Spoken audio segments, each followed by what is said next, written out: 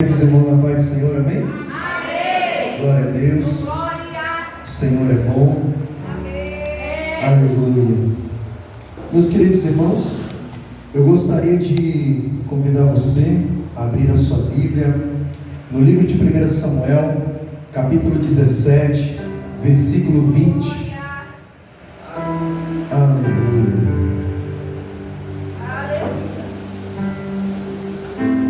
Livro de 1 Samuel, capítulo 17, versículo 20. Aleluia, Deus! Amém! Diz o texto: Davi então se levantou pela manhã bem cedo e deixou as ovelhas a um guarda, e carregou-se e partiu como Jessé lhe ordenara, e chegou ao lugar dos carros quando já o arraial saía em ordem de batalha, e a gritos chamavam a peleja, e os israelitas e filisteu se puseram em ordem fileirada contra fileira, e Davi deixou a carga que trouxera na mão do guarda da bagagem, e correu a batalha, e chegando perguntou a seus irmãos se estavam bem. E você pode se sentar. Glória a Deus. Aleluia. Louvado seja o nome do Senhor. Queridos irmãos, eu gostaria de trazer à nossa memória os acontecimentos passados, que no capítulo 15 o texto nos informa que o profeta, sacerdote e juiz Samuel apresenta-se ao futuro rei de Israel, chamado Saul. Esta visita não seria mais uma visita qualquer de Samuel a Saul, mas seria a visita que confirmaria a consagração de rei sobre todo o Israel. Aleluia! Desde que Saul obedecesse à voz do Senhor dos exércitos. O Senhor decide provar o coração de Saul, além disso mostrar aonde os seus olhos e coração estavam. Agora o Senhor dá a seguinte ordem, que seria de acabar com todo o povo amalequita, desde o homem ao bebê de colo, a bois e ovelhas. O texto nos informa que Saul prepara toda a nação de Israel para o combate. E ao chegar ao campo de batalha, o texto continua dizendo que Saul fere todos os amalequitas, desde Havila até Sur, que fica de frente do Egito. Louvado seja o nome do Senhor. Havila significa, no hebraico, tem por significado círculo. Também era uma região conhecida por ter muito ouro,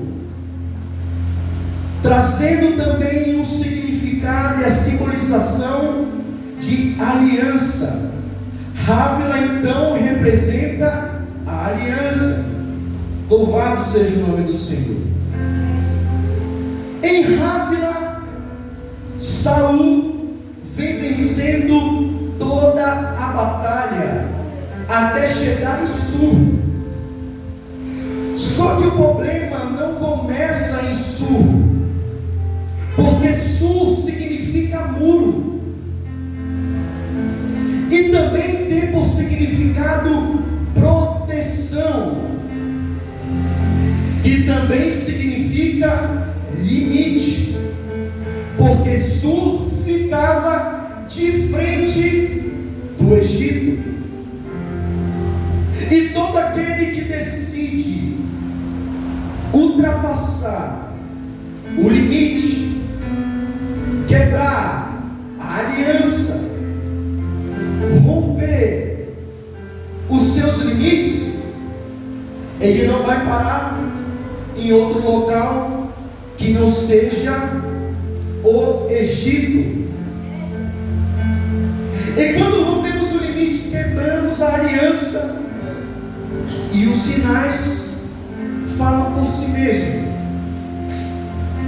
O texto nos informa que agora Saul toma consigo Agag, rei dos amalequitas, e algumas cabeças de vacas e ovelhas. Perceba que este é o sinal de alguém que passa do limite e que quebra a aliança. Deus falou o quê? Vai até os amalequitas, mata desde o homem até o bebê de colo, desde as vacas até os bois, acaba com tudo. Só que Saul, quando permanece em Havila até Sur, está tudo bem. O problema é quando passa os limites, e aí começa a tomar posição errada, atitude errada,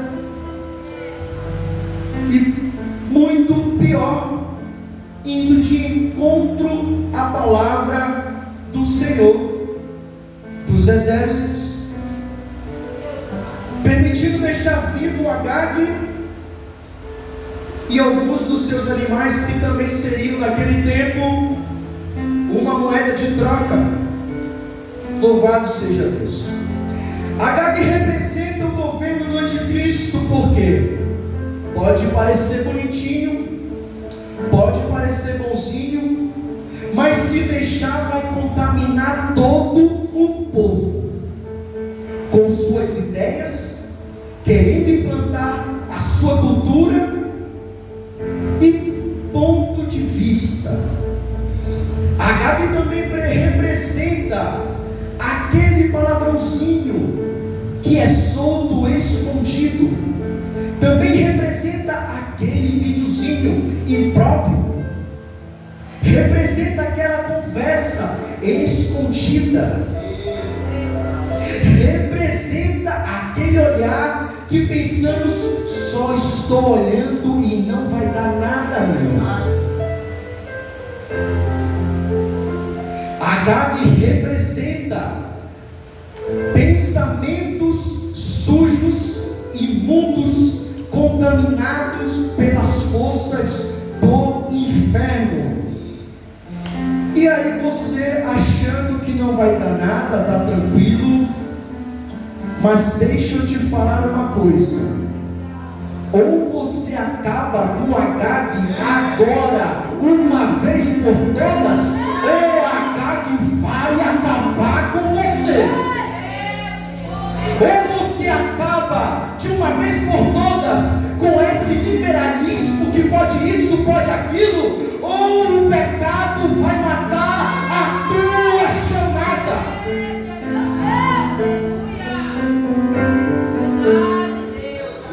Ou você mata Agag, ou ele te mata. Aleluia. Mas ainda que você não consiga, eu acredito que está vindo um homem com a espada na mão, e o nome dele não é Samuel. O livro de Mateus, no capítulo 10, versículo 34, não diz: não cuideis que vim trazer a paz à terra. Não vim trazer paz, mas vim trazer espada. E quem tem a espada na mão, o nome dele é Jesus Cristo de Nazaré, e ele já se faz presente aqui neste ambiente. E a espada vem para limpar, para tirar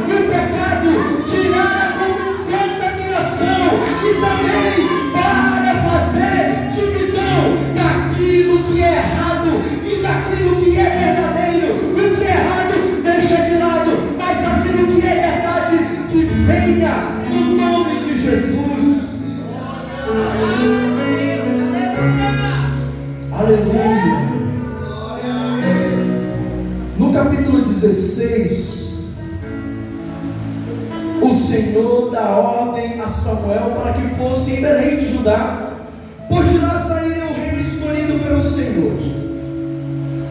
O livro de Mateus, capítulo 2, versículo 2, diz: onde está aquele que é nascido rei de judeus? Porque vi a sua estrela no oriente e viemos a adorar. Este é o verdadeiro rei, a qual o Senhor escolheu, Senhor dos exércitos, Senhor Jesus Cristo de Nazaré. Glória a Deus. E me parece que Samuel não queria consagrar ninguém no lugar de Saul, pois ele começava a levantar uma questão de que, sabendo Saul que Samuel iria consagrar alguém em seu lugar, ele logo mataria. Como Saul iria matar Samuel, sendo que outrora quem queria livrar a cabeça de Saul seria o próprio Samuel, porque ele vai matar Agag. Lembra? Então me parece que Samuel não queria. Tanto que o Senhor ele vem falar com Samuel: como que eu posso insistir, como que você insiste em orar por Saul, sendo que eu já havia o rejeitado? Então me parece que Samuel não queria consagrar ninguém, tá? Só que existe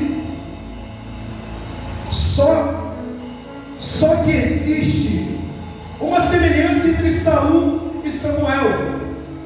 E a semelhança de ambos era que ambos ouviam, a semelhança é que ambos ouvem a voz do Senhor. E a diferença é que obedece e o outro não. E fica uma pergunta para nessa noite para nós: quem nós temos sido? Qual tem sido a nossa identidade diante das situações? Qual tem sido o nosso posicionamento diante das situações? Será que nós temos sido como Samuel, ouvindo e aplicando a palavra do Senhor? Ou nós temos sido como Saul, ouvindo, mas eu quero dar um jeitinho por aqui, por ali, que vai dar certo?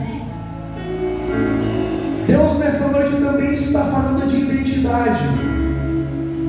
O Senhor ele deseja tocar na tua identidade e te dar uma identidade nova, na pessoa de Jesus Cristo de Nazaré. Amém? No capítulo 17 o texto nos fala que os israelitas estavam travando uma batalha contra os filisteus. A palavra do Senhor continua dizendo que agora sai um homem no meio do arraial dos filisteus, um homem por nome de Golias. Mas eu quero te trazer à memória o cenário que Israel está vivendo. E o cenário que Israel está vivendo é um cenário de batalha. Cenário de batalha. E deixa eu te falar uma coisa: é importante que nesses momentos em que nós estamos vivendo um cenário de batalha, é importante que nós precisamos identificar quem é quem. É importante que nós precisamos identificar qual é o cenário que nós estamos vivendo. E deixa eu te falar uma coisa: a tua casa não é campo de batalha. A tua esposa não é inimiga. O teu esposo não é inimigo. A igreja que você congrega não é campo de batalha. O pastor que pastoreia a tua vida não é teu inimigo. Ficou claro isso?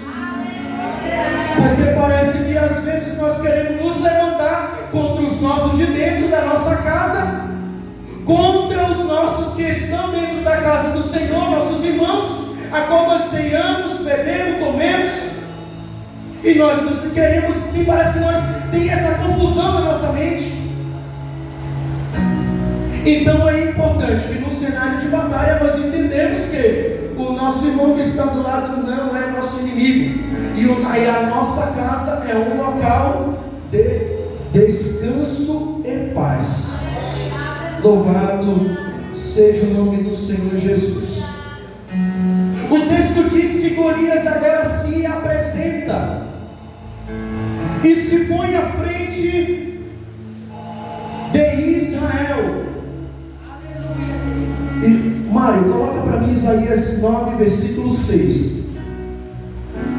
E agora ele começa a se levantar contra Israel. E quando ele se levanta contra Israel, ele também faz um pedido. Era que do meio de Israel eles escolhessem um homem para lutar contra ele. Só que me parece que o Senhor dos Exércitos está com seus ouvidos bem atentos, e esta resposta, a resposta do pedido de Golias, vem aparecer no livro de Isaías, no capítulo 9, versículo 6. Enquanto ele pede um homem para lutar com ele, Isaías vem escrevendo: porque um menino nos nasceu, um filho se nos deu, e um principado está sobre os seus ombros, e será chamado o seu nome maravilhoso, Conselheiro, Deus forte, Pai da eternidade e Príncipe da paz. Deixa eu te falar uma coisa: o cenário que você está vivendo, de lutas, de guerras, só tem um que te dará a vitória, e o nome dele é Jesus. O nome dele é Jesus. O nome dele é Jesus Cristo de Nazaré.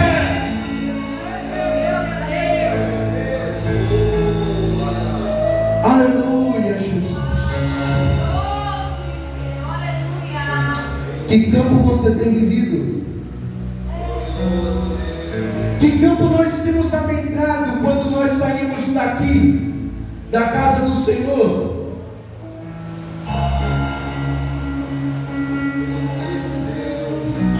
As lutas, muitas das vezes, elas roubam o nosso entendimento. Elas roubam os nossos entendimentos,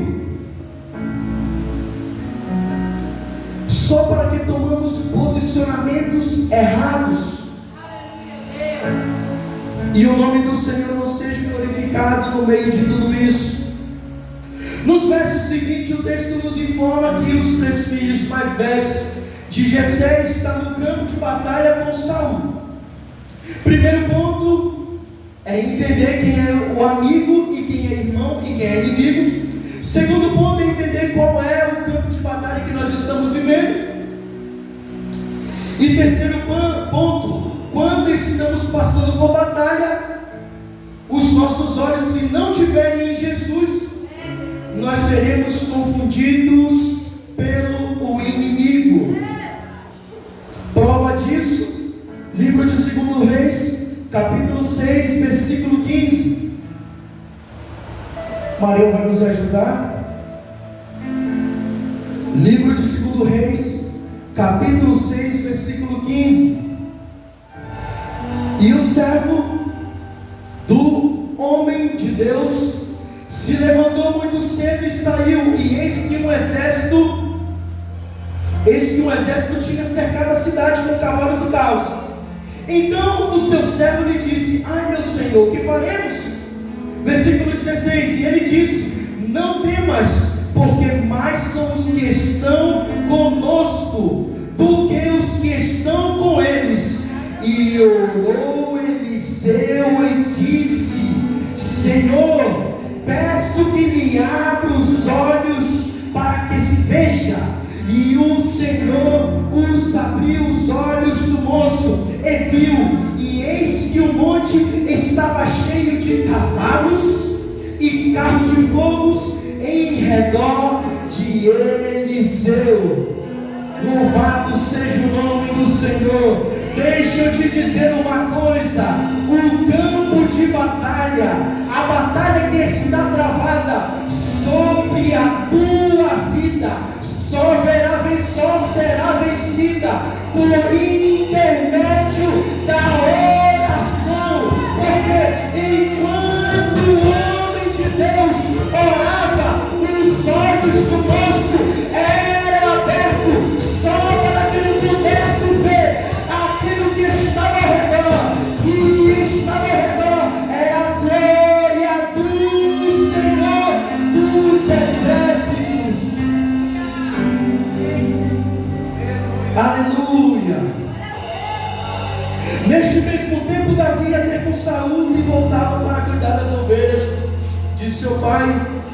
Só que diante dos acontecimentos que o filisteu se levantava para combater contra Israel, durante 40 dias, o texto nos diz que o pai chama o filho para ir de encontro com seus irmãos, que estavam no campo de batalha, e prepara uma espécie de cesto com grãos, tostados, pães e queijo.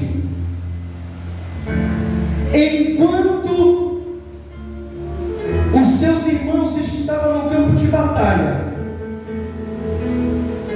passados-se 40 dias, o pai prepara o pastor, o filho, e manda ter com ele assim: eu sei que os seus irmãos estão vivendo em tempos de batalha, mas eu já preparei umas coisas aqui, e eu vou ordenar a você para que você vá de encontro aos seus irmãos e veja como eles estão, e também entregue alimentos a ele. Só que é interessante que o pastor, quando recebe esta ordem, ele não deixa as ovelhas dispersas. O texto diz que ele prepara o guarda, pastor Cristiano.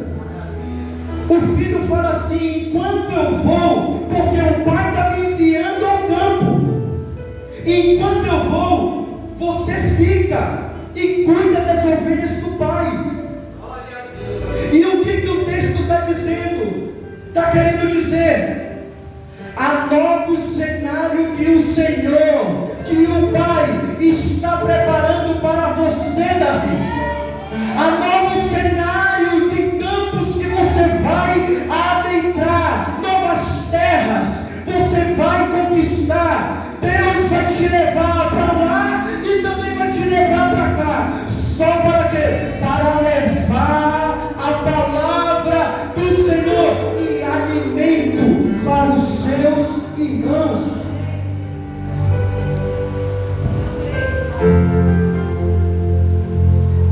E então o pai não passa a enviar somente o filho ao campo, mas também passa a enviar alimentos para os seus irmãos. Aleluia, Deus. Só que quando o filho encontra o chefe da guarda, ele entrega aquilo que o pai enviou aos filhos. Não importa qual seja o seu campo de batalha em que você está vivendo, seja na tua casa, seja na tua família, seja no meio da tua parentela, seja no meio dos teus, assim diz o Senhor: não te preocupa, porque eu estou a enviar recursos nessa noite. Eu não sei de onde vai vir, se vai vir da direita, se vai vir da esquerda, da frente ou de trás, mas de uma coisa eu sei: vem do alto, vem do alto, vem do alto, vem do alto. Passou 40 dias e o inimigo não pegou em nenhum dos filhos do pai, e o inimigo não pegou em nenhum dos filhos do pai. O Senhor está a enviar os seus anúncios para os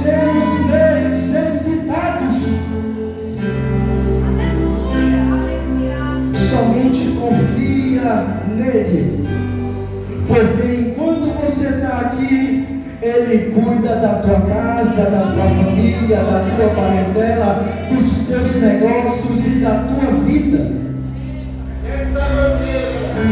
Ainda que o gigante venha com escudo contra Israel, ainda que o gigante venha com lanças contra a tua vida, nós iremos contra ele no nome do Senhor dos Exércitos, porque além da palavra, nós também temos recebido cajado, também temos recebido pedra e também temos roupa pastoral que dá identidade e fala de quem é quem.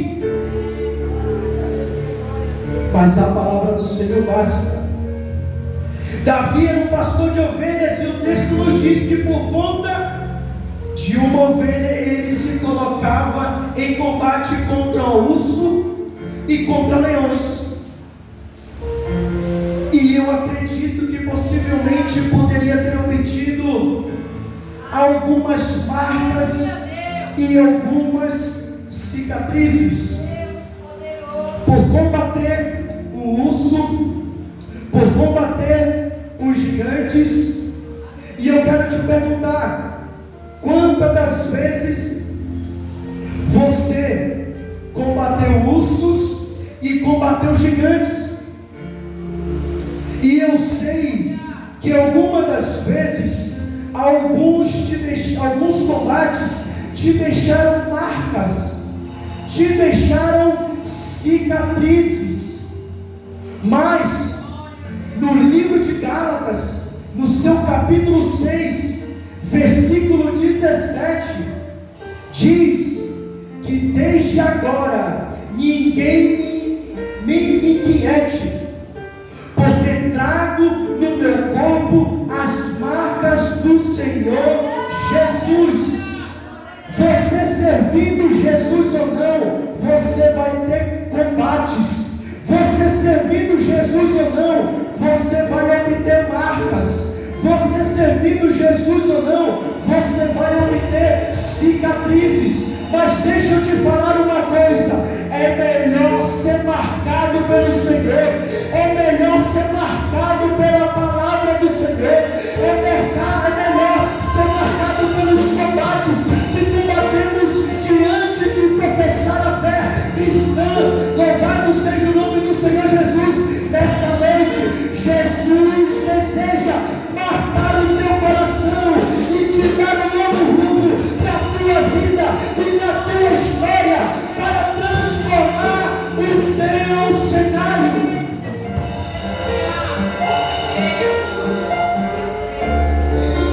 E eu finalizo aqui. Aleluia, Deus. Davi, o urso pode ter te marcado, o leão pode ter te marcado, mas a marca que Jesus deseja colocar em ti é uma marca diferente. É uma marca diferente, porque assim diz o Senhor: eu desejo te fazer transitar sobre a casa de Jessé e sobre o palácio. Eu desejo te fazer transitar entre Judá, entre os confins da terra. O Senhor deseja te marcar, porque tem uma terra boa te esperando, só para que você possa levar alimento e palavra de Deus. Eu agradeço a minha oportunidade e as palmas louvam o Senhor Jesus.